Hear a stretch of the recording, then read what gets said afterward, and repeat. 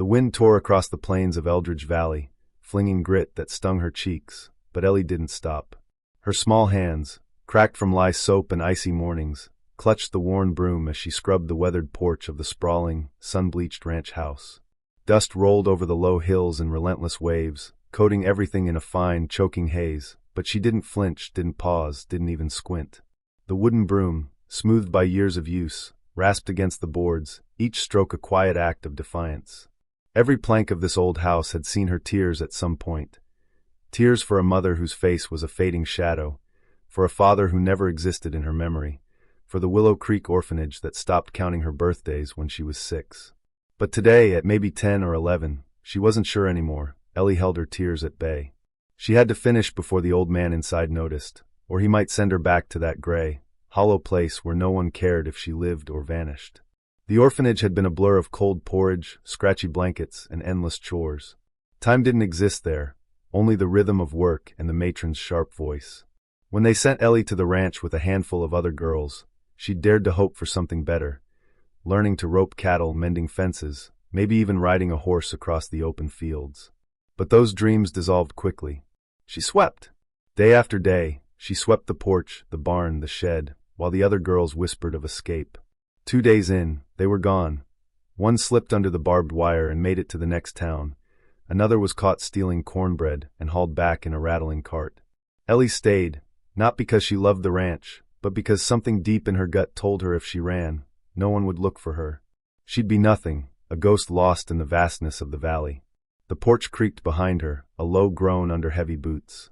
Ellie froze, her knuckles whitening around the broom handle. Her eyes dropped to a knot in the wood, shaped like a lopsided star, as if it could shield her from the voice she knew was coming. The steps were slow, measured, deliberate. "You've been at that same patch for half an hour, girl," came the gruff words, rough as the wind itself. Ellie swallowed, nodding without looking up. "I'll do better, sir." "You ain't supposed to be here at all," he said, his voice low, like he was talking to the dust more than her. "Thought you went back with the others." "I wasn't sent back," she whispered, barely audible over the wind's howl. Silence stretched, heavy and thick, broken only by the distant lowing of cattle. Then she felt the broom lift from her hands, his shadow passing over her like a storm cloud. "What's your name again?" She hesitated, her throat tight. "Ellie, sir." "Ellie what?" "I don't know." Another silence, longer this time, heavy with something unspoken. When she finally dared glance up, she saw him clearly for the first time. Amos Granger, the old rancher, was a solitary figure, his face carved with lines deeper than the gullies cutting through his land. His hair, gray and thinning, clung to his scalp under a battered hat, and his eyes, pale as a winter sky, studied her with a mix of curiosity and wariness. He lived alone, save for a single hired hand who came and went, a man more loyal to whiskey than work. Folks in town whispered that Amos had lost his son to fever and his wife to grief years ago, that he hadn't spoken a kind word since, that he'd turned his back on God and man alike.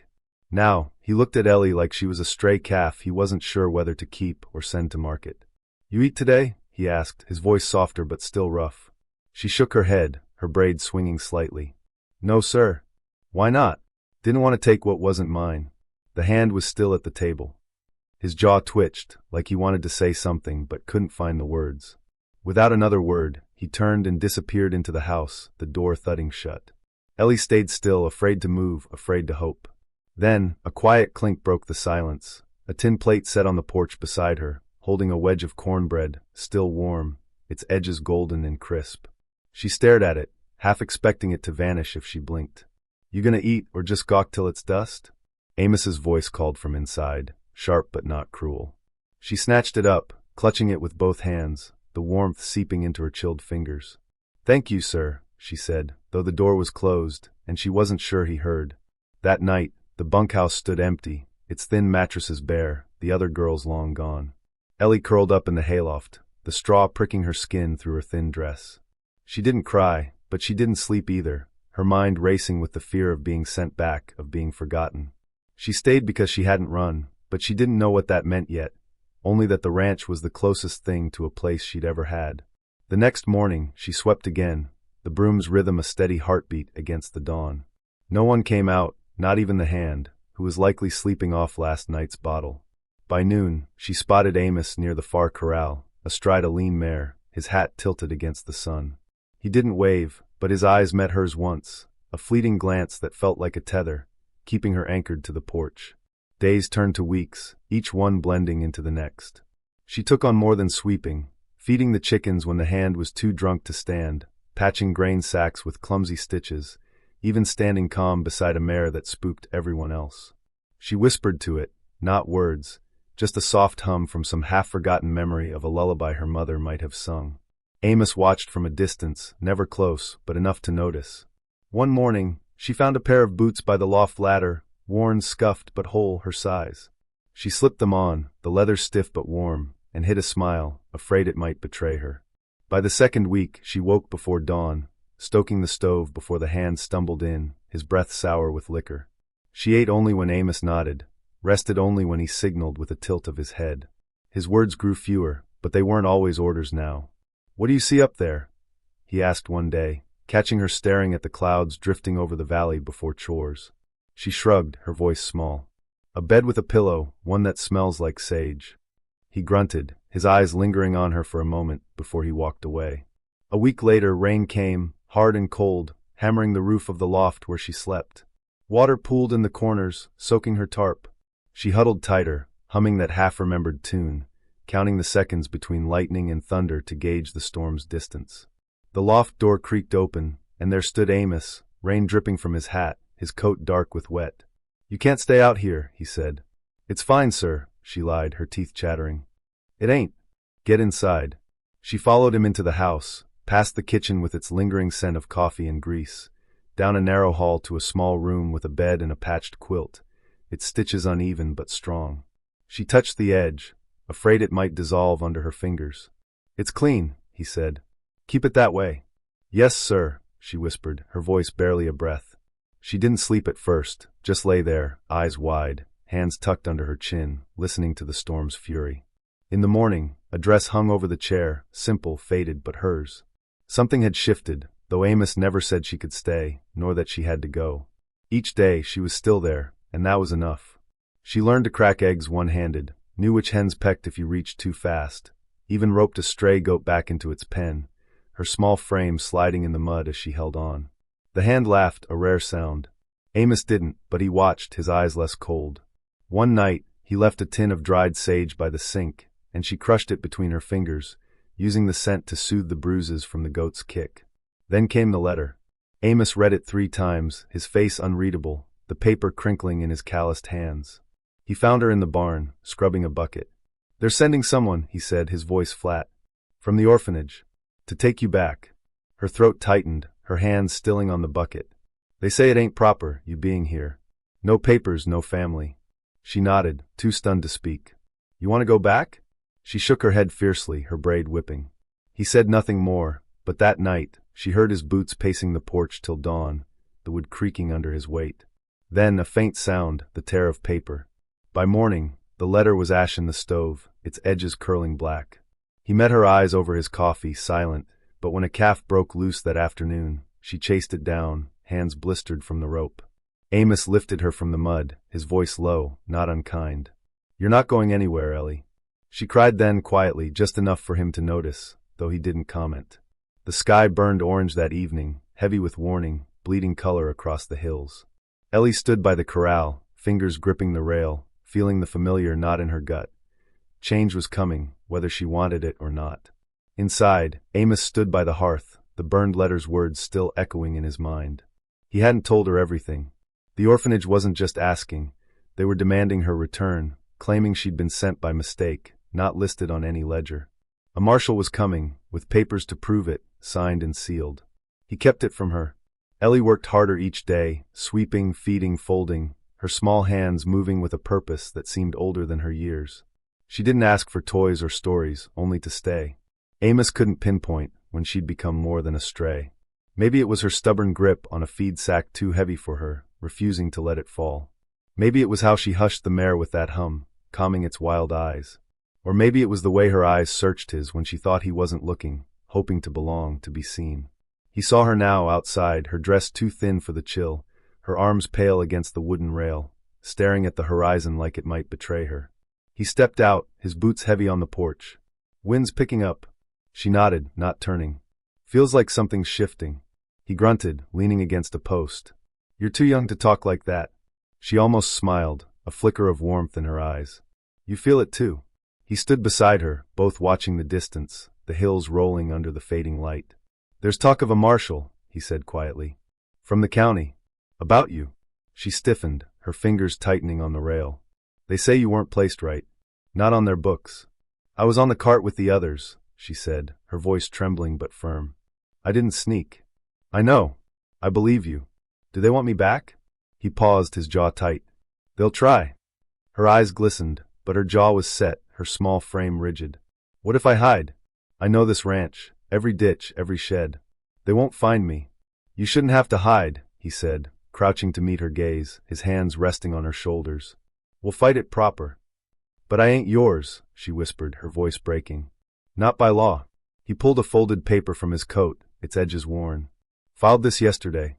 Guardianship request. They'll fight it, but if I get Judge Carver to sign first. Her hands flew to her mouth, her eyes wide. You want to keep me? He nodded barely, his face softening for a moment. Ain't right sending you back. Not after what you've done here. You don't know me. I know you finish what you start. I know you don't take what ain't yours. I know you'd rather go hungry than ask. That's more than most men I've known. She flung her arms around him, her face buried in his coat, the ruffle scratching her cheek. He rested a hand on her back, steady and warm, his other hand clutching a new letter. The one that came after the burned one, warning of a marshal arriving in 2 days with an order of removal. The next morning was bitter, frost glazing the barn like lace, the air sharp enough to bite. Ellie's breath puffed in little clouds as she fed the hens, her sleeves rolled up despite the chill, her hands moving quickly. Inside, Amos met with his old friend Tom, a retired clerk with ties to the courthouse in Eldridge. They sat at the kitchen table, the guardianship paper unrolled between them. Think Carver'll sign? Amos asked, his voice low. Tom scratched his chin, his beard gray and patchy. Maybe. He owes you from way back, when you pulled his brother out of that bar fight. But if the marshal gets here first, his hands are tied. You need to file by tonight. I'll ride to town, Amos said. Leave the girl alone? Tom raised a brow, his eyes sharp. She's tough, Amos replied, but his gaze drifted to Ellie outside, hauling feed in mud-caked boots, her face set with a stubbornness that made her look far older than she was. That night, Ellie saw him packing his saddlebag, the leather creaking under his hands. You're leaving? She asked, her voice small. Just till dawn. Got to deliver something. Promise you'll come back. He knelt, his knees creaking. You got my word. If they come early, should I hide? He pulled a small carved bird from his coat, its wings rough from his own childhood whittling. Keep this. Don't let anyone take it. She clutched it like it was gold, her fingers trembling. After he rode off under the moonlight, Ellie didn't sleep. She sat by the front window, the bird in her lap, staring into the dark. Just before dawn, a knock came, sharp, heavy, rattling the doorframe. She crept to the door, peering through a crack. A man stood on the porch, tall, in a starched uniform, a badge glinting in the first light. Marshal Kane, he said, his voice cold as the frost. I'm here for the girl. She bolted to the barn, diving under a haystack, the carved bird digging into her palm. Boots crunched gravel, then thudded inside. Ellie Granger, the marshal called. You're to be returned to custody. She held her breath, her heart hammering so loud she thought it would betray her. Then another voice cut through, Tom, his tone steady. You got no right here. Amos filed for guardianship. It's with Judge Carver now. Retired clerks don't make law, the marshal snapped. I'm stalling till Amos gets back by noon, Tom said. Make this messy, it's on you. Hooves thundered, not from town but the ridge. Amos. Ellie burst from the hay, tears streaming as she ran to him, throwing her arms around his waist as he dismounted. He faced the marshal, his face like stone. You can leave. Papers are signed. Tom stepped forward, handing over a sealed document. Official, legal guardianship. The marshal glared, muttered under his breath, and rode off, his horse kicking up dust. Ellie looked up, her voice shaking. Am I yours now? You were mine the moment you chased that goat through the mud, Amos said, a faint smile breaking through, the first she'd ever seen. The ranch settled into a fragile quiet, but Ellie felt the shift in the air, like the valley itself was holding its breath. She worked harder, stayed later in the barn, the carved bird always in her pocket, a talisman against the unknown. Amos noticed her tension, her quiet steps like she feared being heard. He left her a notebook on her bed, its pages blank and waiting, fixed the loft window so the cold wouldn't creep in, gave her a thicker coat patched with care. But she never stopped moving, as if stillness might summon trouble. One evening, he found her sweeping the barn rafters, dust falling like ash, her small frame perched precariously on a beam. "Trying to clean the stars?" he asked, his voice softer than usual. She sat on the beam, legs swinging, her braid loose. "If I stop, something might catch me." "You're not hunted anymore, Ellie," he said, climbing the ladder to stand closer. "You're home." She climbed down, her boots thudding softly, and he left the lantern burning longer that night, its glow spilling across the yard. Spring came, slow and tentative, the valley blooming with wildflowers, yellow and violet, dotting the hills like scattered stars. With it came Lila, 13, clutching her baby sister, Nora, to her chest. She'd heard of the ranch from a peddler in town, said the Willow Creek orphanage wanted to split them up, send Nora to a workhouse. Amos let them in without a word. Ellie showed Lila the kitchen, ladled warm broth into a bowl. Lila cried at the first sip, like she'd forgotten the taste of kindness. That night, Ellie gave them her bed, sleeping on the floor with a blanket, the carved bird under her pillow. Trouble followed like a shadow. A matron from Willow Creek arrived, her jaw sharp, her collar stiff, demanding Lila and Nora. Amos showed her new guardianship papers, filed that morning with Judge Carver. "They stay," he said, his voice like iron. The matron left, her wagon wheels grinding angrily on the gravel, but that night, a rock crashed through the window, glass scattering across the floor. Words were scratched into the barn's wall. "You can't keep them all." More came, 2 boys, Jack and Ben, beaten and hungry, their sleeves stained with blood from a mine camp where they'd hauled coal. Then Mara, 16, with a crooked smile and a knack for numbers, arrived with a letter from a teacher begging Amos to take her. The house grew cramped, meals stretched thin, boots passed from one child to another. Amos built bunks in the shed, his hammer echoing late into the night. Ellie helped, hammering nails with small, determined swings. Lila patched blankets, Jack and Ben dug ditches for drainage. Winter loomed, and someone poisoned the stream. Amos found dead fish floating, a powdery residue on the bank. He drained it alone, hauling water from the creek bucket by bucket, his hands blistered raw, his shoulders bleeding through his shirt. "You can't do this alone," Ellie told him one evening, bandaging his hands with strips of cloth. He didn't answer, his eyes distant. She pressed the cloth harder. "We're all broken here, but you're not the only one building something." His hand rested over hers, just for a moment, before he stood and walked away. Winter bit hard, the valley locked in frost. They ran out of flour, then lamp oil, then mittens. Mara stitched new ones from scraps, Jack and Ben snared rabbits, Lila stretched soup from bones. They survived, but barely. Then came a stranger, waiting by the gate one morning, tall and polished, his coat pristine, his boots untouched by dust.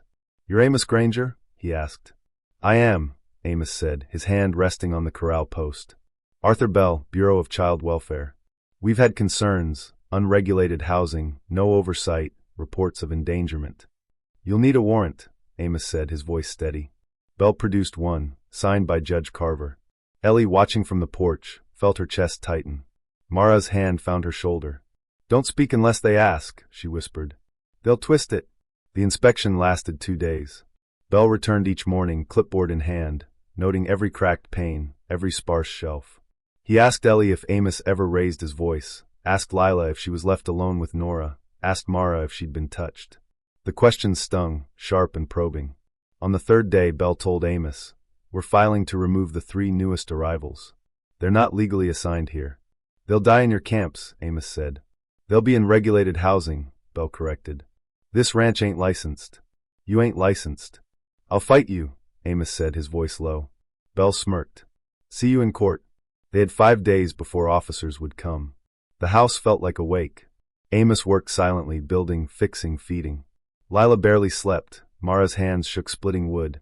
Ellie stayed near the boys, as if her presence could shield them. On the 2nd night, Amos vanished after supper, no note, no word. Mara noticed first. Ellie fought panic. He returned at dawn, bruised, exhausted, a paper in his hand, an emergency foster certification, signed by a circuit preacher and a notary. It wasn't adoption, but it stopped the removal. Bell left, furious, vowing to return. Ellie found the carved bird splintered in her pocket from gripping it too hard. She buried the pieces under the porch, no longer needing it. Weeks passed, then letters came, clothes, canned fruit, books, a teacher offering lessons. A boy, Sam, arrived with a limp and a half-eaten pear, dropped by a stagecoach.